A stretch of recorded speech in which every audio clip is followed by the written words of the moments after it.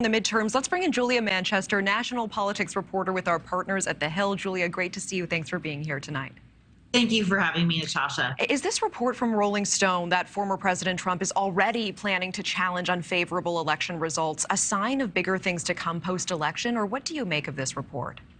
Yeah, look, I think it's concerning seeing this report and seeing that we are having the same conversation that we had in 2020 and after 2020 about election results. We know that there's already low confidence among some Americans in our election process, and the fact that there are major figures in American politics like President Trump who could be potentially continuing to try to lower that confidence is absolutely concerning, especially after the events of January 6th. So, we'll have to see what happens after the midterms, what happens in 2024. But, we can't get into this cycle, Natasha, of, one party losing or not doing so well in the midterms and then challenging it, regardless of whether it's Republicans or Democrats. Yeah, it undermines the very foundation of our democracy.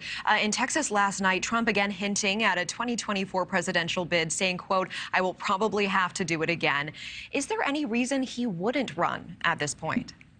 I guess one potential reason could be if another Republican in the field were to suddenly outpoll him, and President Trump may not want to be in the position of losing a primary. We know, though, that according to numerous polls, hypothetical matchups and polls, President Trump is continuing to lead that Republican nomination. He has very much continued to be the de facto Republican leader of the Republican Party, with various Republican congressional candidates, Senate candidates very much trying to seek his blessing. However, I would keep an eye on Ron DeSantis, the Florida governor, and his relationship with President Trump. I would be surprised if Ron DeSantis wins re-election for governor in Florida, if he starts to pivot towards continuing to really broaden his national profile. I'd like to see what that dynamic looks like between President Trump and Ron DeSantis, because even though Trump is leading in those polls, Natasha, Ron DeSantis is inching his way up as well. Yeah, we'll be watching that. And meanwhile, I want to pivot to the midterms. We're seeing Nancy Pelosi and others saying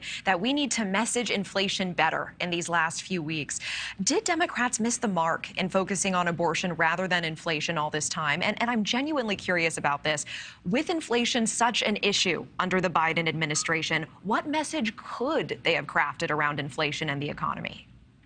Well, I think they did try to craft a message around inflation and the economy. It might have been too little too late, but earlier in the summer when the Inflation Reduction Act was passed, that was the way Democrats were really trying to craft their message around inflation, saying, look, this is what we did to combat this. This is what we're putting on the table. It's going to take some time, but this is what we have. However, we've seen that even if the Inflation Reduction Act were to have some effect, it's certainly not taking effect as quickly as many Democrats would like, or many Democrats would hope. We are seeing inflation continuing to rise. We see recession in numerous headlines. There are very much economic fears all around the United States. So when we saw that bump in Biden's approval ratings, the passage of Inflation Reduction Act, the passage of the CHIPS Act, those legislative victories for Democrats, it sounded like Democrats felt like they saw a light at the end of the tunnel, that this is how they were going to message on it.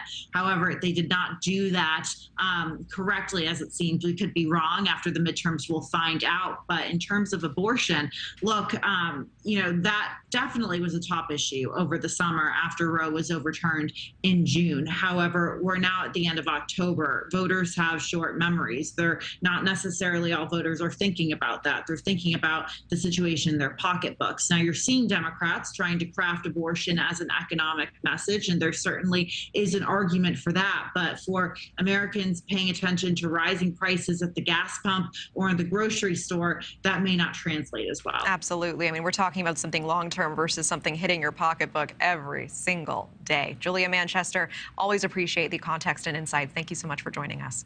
Thank you. Thank you for watching. Go to newsnationnow.com to find NewsNation on your television provider. And don't forget to click the red subscribe button below to get more of NewsNation's fact-driven, unbiased coverage.